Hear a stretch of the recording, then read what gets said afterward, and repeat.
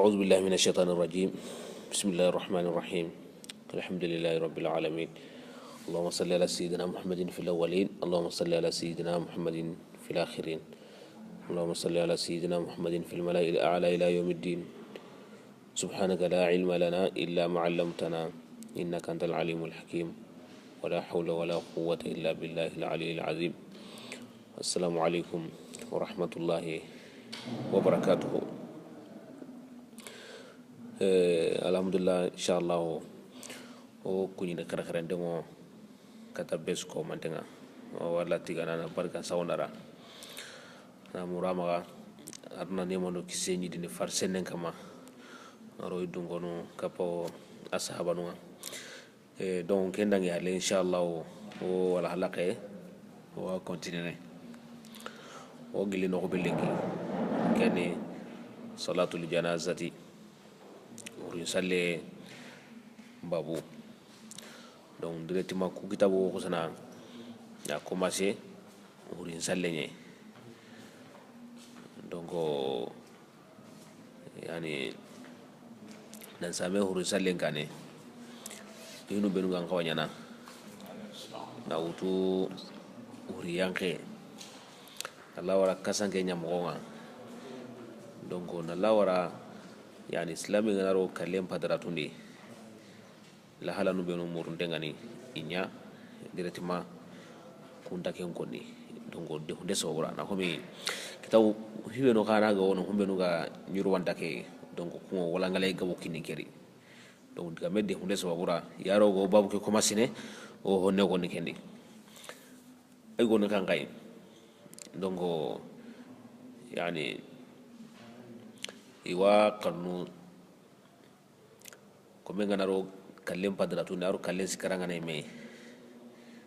dongo ina yilla na jongo ikimba kanga o sakata kebe kama ina a jongo yi kimba kanga na yongo la ngaro kite mbangenga dongo na a jongo ikata kimba kambanga me kendi ginda na darura gandabe ginda dongo gandari ndamu dongo ngane no keta ina ken tokono bo alla gana ya nyongi gana bu bo ara yugo gani donc kallana yani sere watuna ngi degre ina بمعنى ويلقن لا إله إلا الله كلمة الشهادة كي لا إله إلا الله يا يو غوتوني نيكينا تلخين كي نموينين مثلا inakoni pour que anako donc la ilaha illallah la ilaha illallah mais untanya mar nan danako intanya marni nan danako man sawabura sabu kenga gatini wakati be ko tenga mo siri e gananya war nan danako wo shetane ganar rari agana tinta koni donc ngum benugo tawna wore wala ngum benuga ngara ke mo gay aw yana sababu na gike monondi donc ken sawabura sharia na muru ana ko na jondia andanya warna dana ko ni anda ko aganati la ilaha illallah donc aw kurno aganar diga meta nako donc aw sagere nako kusobura adiga lagare nanya la ilaha illallah ya sabati hadith sandun na disrebe diga lare ngana la ilaha illallah ya donc hi gabe wono wula ngi dawon tago manja ko reani hi gabe wono donc antatir nay damo donc mais kengara bunonga alandanya nda fati awa ina ya kuntere islamin bure mu'mina anda fati ngawari aya ko bosondo nya otoko sabu nasabu nya kangai mu'mina nyonki ngo segene digana kambatu nyera kama donc ken sobura ya ko bosondo otoko na nyonki diga dembay donc afati halle brambe na kitena ya ko tere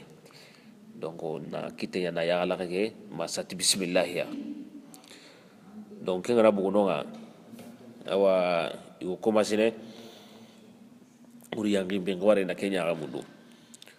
donc me akoti nya ko kitu tanu ina ko mo gonzroni ima kite ngusi ndendo wala ima tangusi ndendo ina ko mo gonzroni ko sobura ima diga kawa donc na kituku na toko kituku ila ila na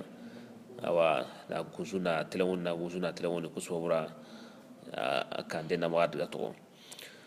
donc ngara bu no nga yo iran kase mundu iran kase be senengani na yon kala gero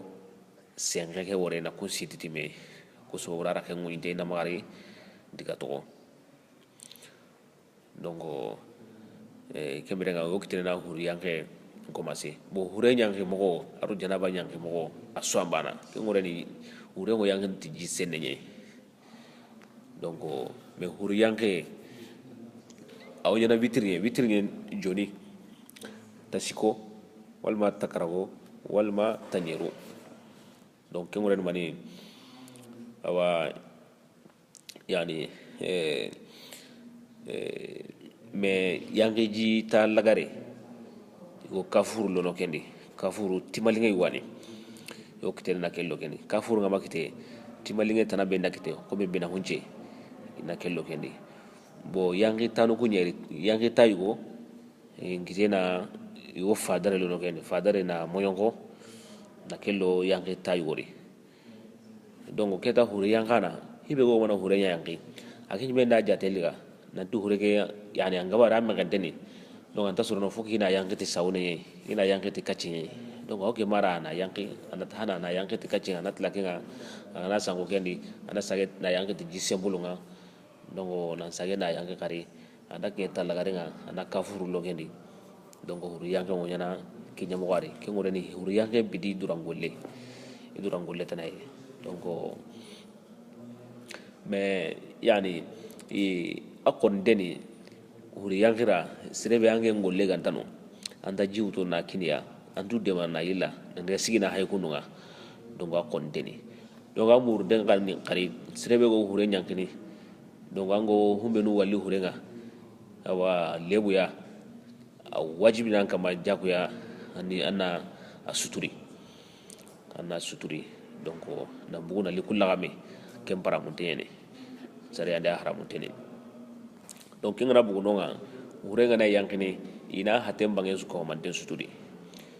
donc kere yanga magana utu simponga kata kurungonga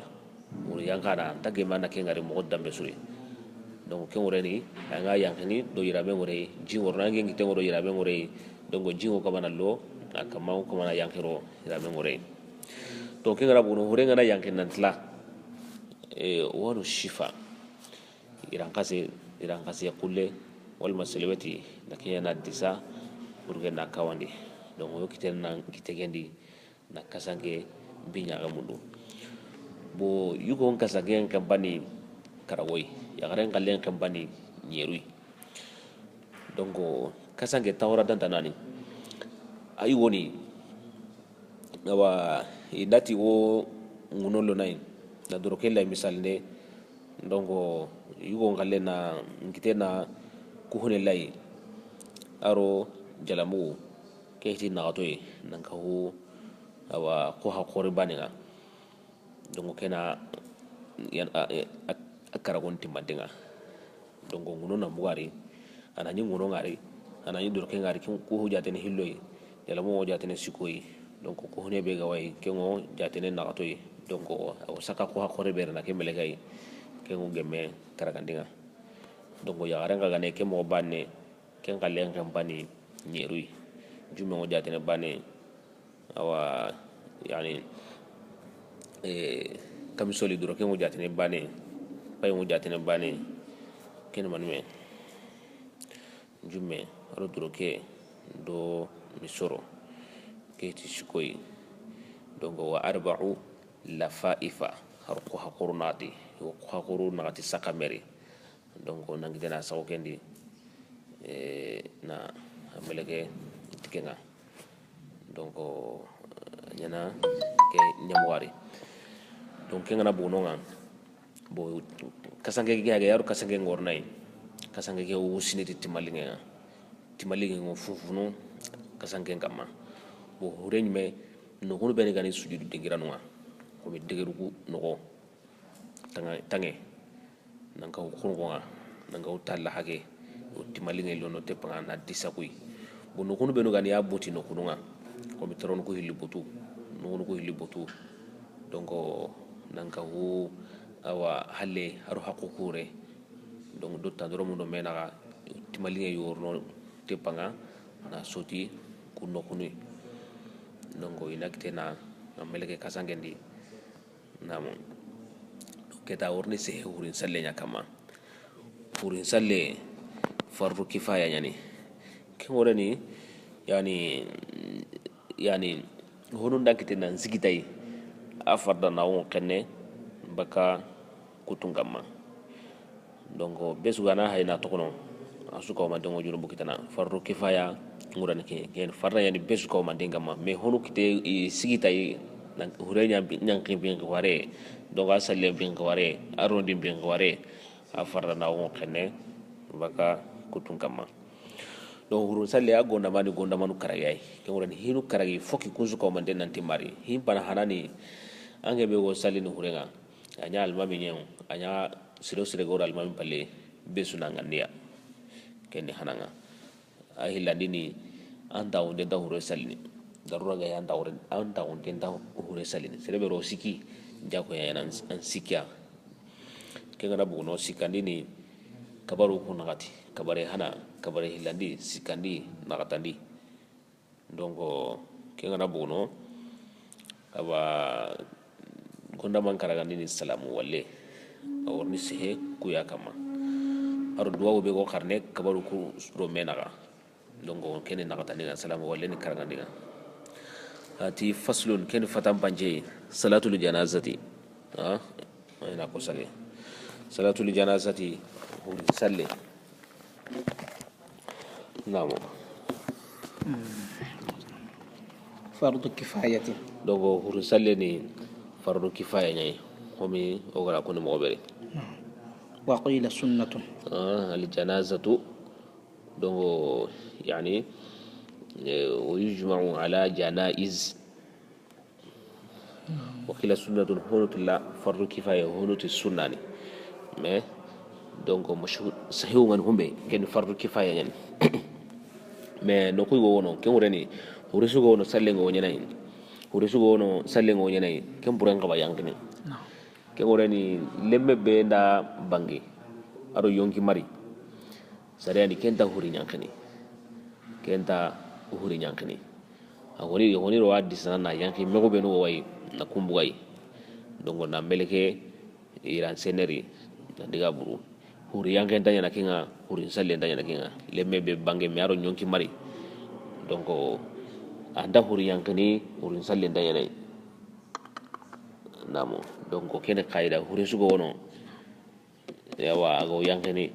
huri yanke nga angara salle mo nyana kinga namo wa arkanuha ay agonda manu khamsatun kendi gonda manu karaga kengorani huri salle hinu karaga wono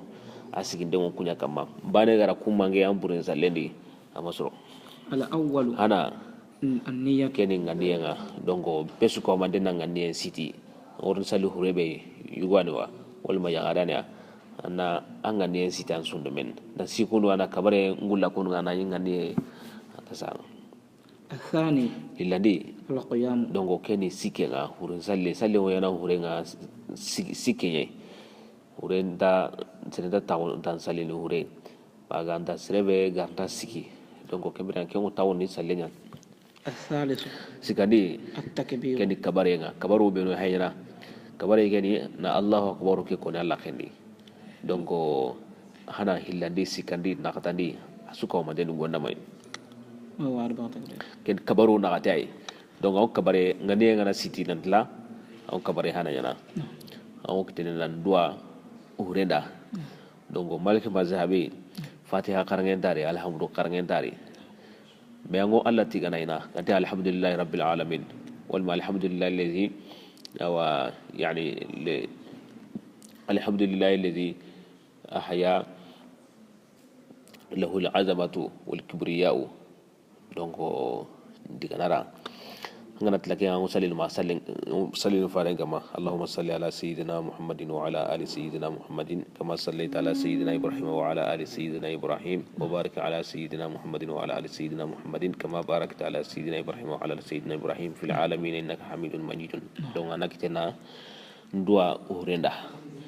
duwa yana hurenda me ya rango duwa yana hurenda hina ana Allah tiga na salli faren gamma kambira nan duwa hurenda nan kitena kabare hilaninya balle gari an sage na kunya nan sage na kabare iskaniya ken balle gari an sage na duwa donc nan kitena kabare na kataniya ana lingana do an kutuna salamu wara wal man linganda ngudwana kambira nan kitena salamu wara wa idha zada al imam wora ko ina dikabaru na katani me an woro kamana saliru almami be halle almami kabaru na katiti me an gaba salamu nya walla andati ro kabare karagandi worni almami ana jidi yenya khams kabare karagandi nga lam tabtul salatu donc yani asalin da bono ken woren mani ke nadara kabare karagandi ka hay ay hurin salle mabono amu benu gora halle ya watu tigitigi ken kabare karagandi adati na waduko aw salamu Allah wala yatba'uhu man surunta abatunu do karagandi ke hiwenu gora halle adatini aw karagandi ke nyana rabate wa yuslimuna yo salamu Allah wa yusallimuna yo salamu Allah wala yantazirunahu inta almami inta tangini inta almami nduku wa yustahabbu raf'u al-yadayn donc meketa yo kito bilu rewten kannu fi at-takbirati al-ula kabare hanandi faqati hanake bane donc kabare hanake angane kenya nan kitu ko hillo rewtu donc na Allahu akbar ko na Allah kandi mais na kite mutu ko na seri amma Allahu akbar ko Allah kandi amma suranda goda may woto wal ibtida'u donc keta aro yo jopa yang kannu bilhamdulillah ti alhamdulillah ke worenti Allah tigaye ana Allah tiga nan salli faren kama donc Allah tigaye na khangai nanti Allahumma innahu abduka wa ibnu abdika wa ibnu ammatika kana yashhadu an la ilaha illa anta wahdaka la sharika laka wa anna muhammadan abduka wa rasuluka donc mundi menu digana الرابع awa yani naqtali الدعاء ken nan dua للميت هورندا بإثر كل تكبيرة كبره donc يعني الرابع يعني غندا ما نقتني كاني الدعاء للميت نان دعاء هورندا كبره رومنا انا ما كورو ان دعاء دعاء كي هولغني يغو غني هورندا اللهم اغفر له وارحمه ووسع مدخله اللهم اغفر له وارحمه ووسع مدخله كن ورن الله يا هي هورما اهنا ووسع مدخله انا رورا نيروندي او لغني كي يا رغني اللهم اغفر لها وارحمها ووسع مدخلها donc ken ya rengane ken duwaw ke hollo renga atawrama ngabeni ho ganani hakoni mo su ganani handa au gemme nanna aritidi mena kabaru kunya kunu ange ma ho ko ni duwawi donc ana ko manda gonda matoko be ay du'ain ti duwaw tayassara ke ganni handa ti duwaw ganni handa ke woran hurin sallin duwaw sugo wa maka akarandenga wa maka natu kange hurin duwaw nya gani au ge mananya takra garne ti duwaw bane hono hiyo gangilla honna kanu ngono do depu ngono ولا يستحب دعاء مخصوص انت دعاء غير دينا مستحب ان ديك دعاء يعني كدعاء عندك مي امبراكم براك نيا هوتنا سجي اي كم بدي مستحب دعاء غني هندا عربون كان دي مادام هورين دعاء يعني او غما نكرا الخامس غوندا مان كراغاندي السلام كني السلام عليكم السلام عليكم ويسلم الامام والسلام على واحده سلام باني عن يمينه دو اتيمبانغا يسمع نفسه أو يدو مغنيني سلامو كي والينا كي ولن سلي سلام بيو ولا سلام باناني دونك أنت أنكني أنت هنديني تاي نامو ومن يلي أرسل بينو غورو أتاتينا أرسل بينو غورو أتاتينا دونك كان غنا بغنو يعني هورين سلي أكرانغي غونينا من أنت أكرانغي بانغاني دونك أكرانغي نانكاوا غونينا يسري بيندا بانغاندي aywa amma hobura gonya me angawa gundina kinyan sabatin albabe woni na salamu wara na salamu ke warati haqe ay me garo hibe kon demuko rasul be no gawata te ken woni nanti wo hendin den ko mi salle salamu walle dake ne kendi me salamu qare ke bangani anyana makro nya wobe maliki mazhabini akoninteni sabu hurin salle nduwa awa ho gaberaade baka sahaba no maga donc angara wari gama me kitari nanti ke duwa wanya karne hono ra ko ifare ke duwa karna hono jikunda kiyamo hono jikunda kiyamo ke ya ko ina maya bangandi na ginda ganya ko ni na bangandi donc me so ke maya wallare ويسلم المأموم المامي هلانجين والسلام الله واحدة سلام باني كانوا سلام باني والله يسمع نفسه هنا فقط يدو إيمي يا مودي إيمي باني كم ورنا كم ورنا كيرا كم وردرو ولا يرد أن يهورين سالني المامي هلانجين تا سلام ساغنا على الإمام أنت سلام ساغنا المامي donc keni jara ko ni na akambeni keni anye mendenga